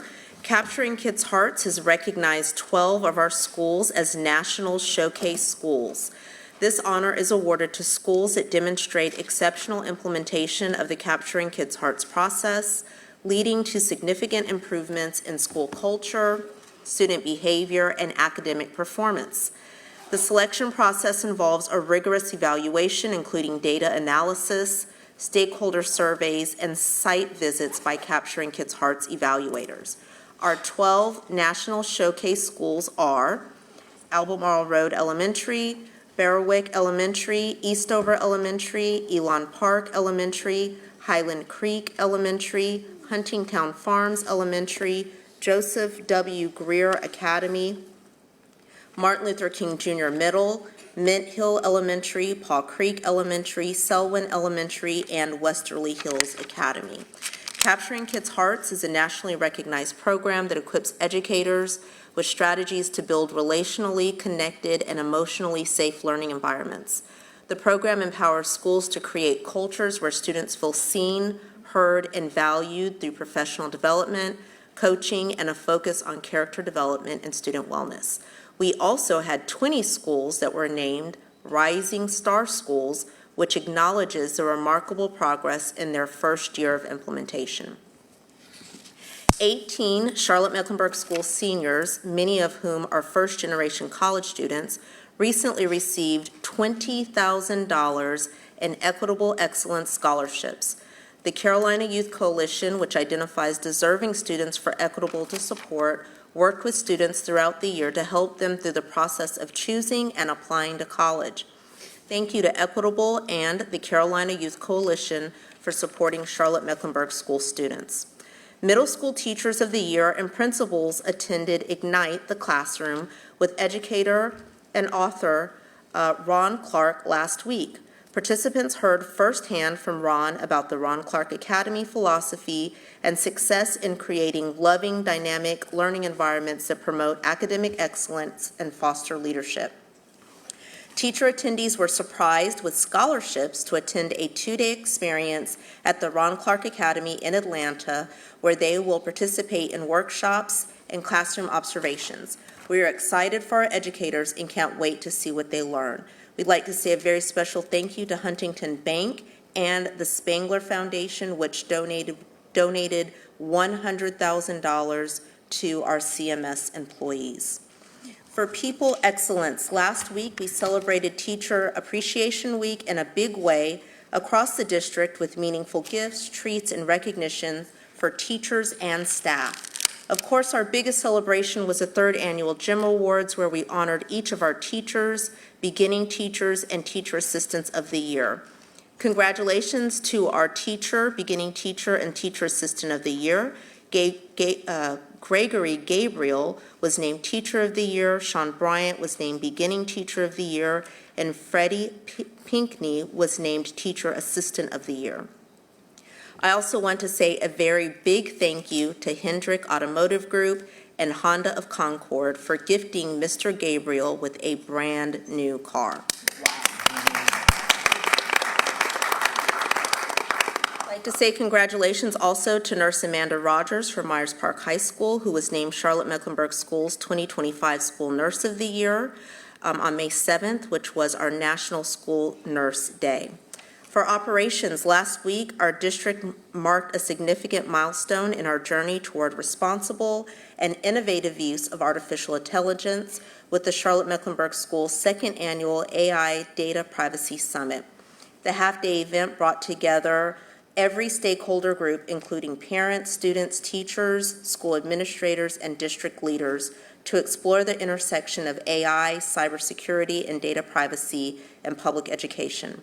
The summit builds on months of community engagement, including stakeholder surveys, focus groups, and interviews, and serves as a platform to deepen understanding, foster collaboration, and officially launch our CMS AI vision and guiding principles. We invite you to learn more on our website, which is now available at cmsk12.org/AI. As a district, Charlotte-Mecklenburg Schools is moving forward with thoughtfulness and boldness when it comes to AI. We don't just want to prepare our students for technology of today, we want to prepare them for what's next. For engagement excellence, we'd like to recognize several students across the district that participated in the annual Mecklenburg County Do the Right Thing Essay Challenge, an innovative initiative of the National Campaign to Stop Violence, which is made up of businesses, community, and government leaders. With more than 500 essays submitted, students wrote essays on topics about violence, including bullying, community violence, and gun violence. Congratulations to Haven Williams, who is a 7th grader at Northeast Middle School. She was announced as the student ambassador.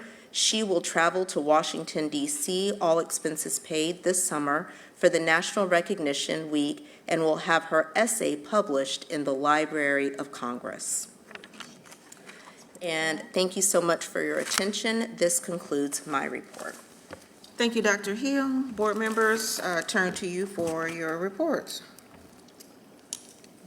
Board Member Byers-Bailey. Well, as a lot of you know, I love attending graduations. But this year, I also attended the CMS teaching residency celebration, which for me felt like another graduation. These people were coming from all sorts of different careers, but what I didn't realize was they were practice teaching in the classroom the same time they were going through this multi-year educational process to become certified teachers. They were there were so many of them. There were so many of them, they graduated them or celebrated them. It felt like to me a graduation, but they were celebrating them in terms of, in groups according to the school that they had been teaching in or learning to teach in. It was just a fascinating experience for me and felt very much just like the high school graduations that I enjoyed attending. Thank you. Board Member Easley. Good evening, everyone. As we approach the final stretch of the school year, I want to take a moment to celebrate the incredible work that's happening across Charlotte-Mecklenburg schools. Our students and educators are working hard to finish the year strong, especially as they get prepared to take the end-of-grade assessments. We are so proud of their dedication and their perseverance. I also want to lift up some outstanding accomplishments in District 1. Congratulations to Mix Hall of Mallard Creek High School, who have been named the CMS 912 Visual Arts Educator of the Year. Their passion and creativity is inspiring both in and beyond the classroom. I've had the privilege of attending Mix Hall's classroom on several occasions, and it's just incredible what they are able to do.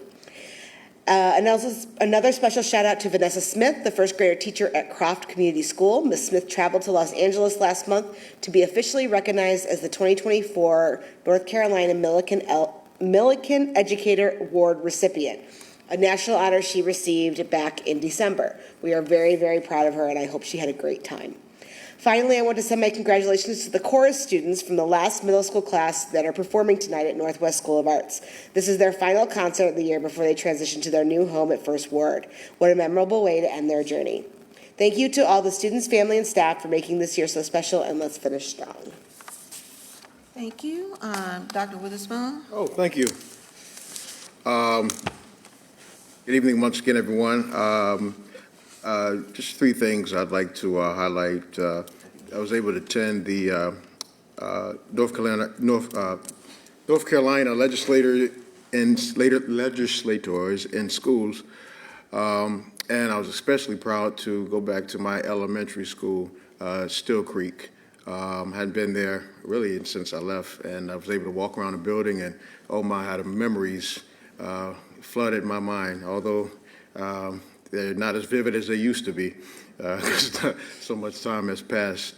But I do want to point out the tremendous strides and student growth that they're making over there. It's good to be back over there at Still Creek. I was able to attend the GEM Awards, or a celebration for teachers, teacher assistants, and beginning teachers of the year. What a wonderful time it was to be around. And I see people that I know that were honored. So salute to all of our teachers, teachers assistants, and beginning teacher of the year. And finally, had the opportunity to attend the CMS AI data tonight, Privacy Summit, and that was great. And it's been a good time. I wish everybody the best. Thank you so much. All right, I have, I got you, Silver, Board Student Advisor, Silverstein. Yes, I just wanted to take a moment and wish all students who are taking IB testing, AP testing, good luck. And I know that it's important to study, but it's also important to prioritize your mental health, so make sure you're taking breaks and prioritizing yourself. And believe me, I'm counting down the days till school ends with you. And that's it. Thank you. Thank you. I have Board Member Klein up next. That's a great follow-up for Lucy. Can you believe we have 2 more Mondays? I want to thank Marcy Leibowitz for that reminder. She's a math teacher at Audrey Kell High School who has been keeping the Monday countdown for the last 15 years that I've known her. I also want to continue to wish all AP and IB students who are going through testing right now. It's almost over for you with your test, and I wish you luck. Last week we honored our teachers and staff for Teacher Appreciation Week, and I really want to thank all of the teachers, the staff, the principals, everyone for everything that you do, because you work with our most treasured resources, and I've said that many times. Our children are our future, and our teachers deserve the best, and they deserve more from us as a state. And I'm going to take my last few seconds and say, as parents, please write to your legislators. Right now is crossover time, so the House and the Senate are talking to each other. Please write to them and tell them how much our teachers need a raise. Also, at our county commissioners, I ran into one last week who said, oh yes, I know you want money, money, money, everybody wants money. And I said, but our students are what deserve it. So please keep that in mind, because our teachers deserve everything that we can give them. And I wish everyone a great May. It's almost over. Again, 2 more Mondays. I have board membership up next. Yes, we are coming into the final stretch of the school year, pushing for the big win, whatever is needed, as we finish out the school year strong. Students, whether you're in pre-K, K2, 3, 5, 6, 8, or 9, 12, you got this. You are winners. And I want to thank you, teachers and staff, for the great work you're doing to help these students feel like they will just show what they know when they get to these end of grade tests, these EOC tests, Dibbles tests. They got it. I know the journey and how difficult it is, but we got this. Together we are strong. As a new grandmother, I'm still encouraged and I'm supporting my own child and my granddaughter. So you may not see me right here in person at the dais, because as a parent, as a mother, and one who understands education, my daughter is a doctor today, a CMS graduate. She's a physician going back to residency, hopefully in June, in surgery, anesthesia. So I have to continue to support her, but I continue this work and advocate for all our children in the public schools. We're in crisis, right? And we must fight the good fight. And I'm here to do that. I continue to work with the North Carolina School Board Association. I'm now chairing a Goals and Direction Committee, so I continue to do the good work, because all our children deserve the very best we have to give them. Thank you. I have board member 9. Over the past month, there have been 2 pretty significant events that I got to attend, one at school and one in the work that we do with the school board. So first, I want to thank Dr. Lynn and the team at South Academy of International Languages for hosting a wonderful Japanese culture night. I had the privilege of being there, and they welcomed the Consul General of Japan, who toured the school and expressed how impressed he was with the educational programs and the cultural experience our students are engaged in. It was an inspiring evening showcasing the value of global learnings here at CMS. And I would like to thank their staff as well as their PTSO for inviting me and putting on such a wonderful event. In addition, we hosted as a school board a legislative breakfast with several representatives and senators from Mecklenburg County, as well as Congresswoman Alma Adams. During the breakfast, we had a productive discussion about critical issues facing public education in North Carolina, and specifically here within CMS. They pointedly included teacher pay, teacher retention, calendar flexibility, and concerns around potential federal funding cuts. As the state budget process begins to move forward during crossover, I encourage everyone to stay engaged and advocate for our schools. The decisions made in these discussions will have lasting impacts on our educators and students for years to come. It is essential we show them how critical it is we push forward teacher pay and public school investment in the state of North Carolina and here in Mecklenburg County. Thank you, Vice Chair Rankin. I'll be brief. First, I want to give them a good luck out of the way. Good luck to all the students that have started taking their AP exams, IB exams, and we got to say AS exams, because we can't forget about Cambridge students also. They're doing those. You're almost done. So good luck on those. And I would also like to say thank you to all of our teachers. We weren't here last week, but I want to let you know that we truly appreciate you for all the hard work that you do. We wouldn't be able to educate our students if we didn't have you and all the hard work that you do. I was able to also attend a service yesterday, Salute to Service, for 380 employees of CMS that are retiring. And it was really great to be a part of that. I really enjoyed it. There were some there that were 40-plus years with the district, which is phenomenal. So thank you for your service, and good luck to you on your next adventure. And I also want to say that if you have never attended the Bloomies are coming up. Make sure good luck to all the students that are from CMS that are part of that. Hopefully we can bring something back to the district. And a special shout out to, I forgot to say with the teacher appreciation because I told I would say it, my favorite teacher at West Charlotte High School. You made it to the end. My daughter Imani, you've done a phenomenal job. So thank you guys, and I appreciate it. All right. Tonight we celebrated excellence in education with our students throughout the year. Last week, my highlight was honoring, along with fellow board members, the Teacher Assistant of the Year, Freddie Pinckney from Audrey Cale, in the Exceptional Children Department, Sean Bryant, Noel Elementary, Beginning Teacher of the Year, and Gregory Gabriel, math teacher from Winterfield Elementary, who I had the pleasure of meeting a few months ago, and he told me all about math, elementary math that you can imagine, as the Teacher of the Year. It's not only for their dedication, but their heart and hope and humanity that they bring to their classrooms each day. These educators embody what it means to be more than instructors. They are mentors, advocates, and champions for every child they serve. I also want to highlight, although I showed up 2 months early, I had the privilege to perform with Opera Carolina at Mint Hill Elementary at Mint Hill Library for a bunch of elementary students. There's no footage available, so don't ask. But it was great. And while we lift all of these things up tonight, we must also recognize the weight that many of our students and families carry. The recent federal immigration activity near one of our schools has caused real fear, anxiety, and confusion in our community. We know that learning cannot happen where fear lives. To our students and our families, we see you, we support you, you are not alone.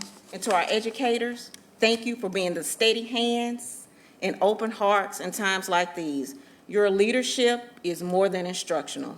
It is deeply personal, and it matters more than ever right now. And we must do those things that support our families and have the best learning environment in a district that celebrates both excellence and shows compassion, because every child deserves not just a good education, but one that is supported, safe and supported too. With that, we have one action item for tonight. I got it.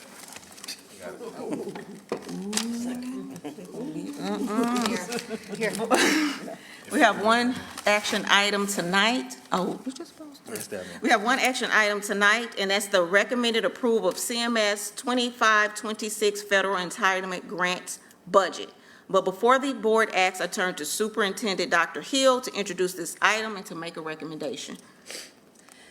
Thank you, Madam Chair. As you all know, the federal entitlement grant was presented to this board at our last board meeting. We've not received any questions, so at this time I'd ask the board to approve it as presented. I turn to board member Dr. Monty Witherspoon to make this motion. Sure, Madam Chair, I move to approve the superintendent's recommended 2025-2026 federal entitlement grants district application and budget as outlined in the attached document, 2025 through 2026 federal programs entitlement grant budget.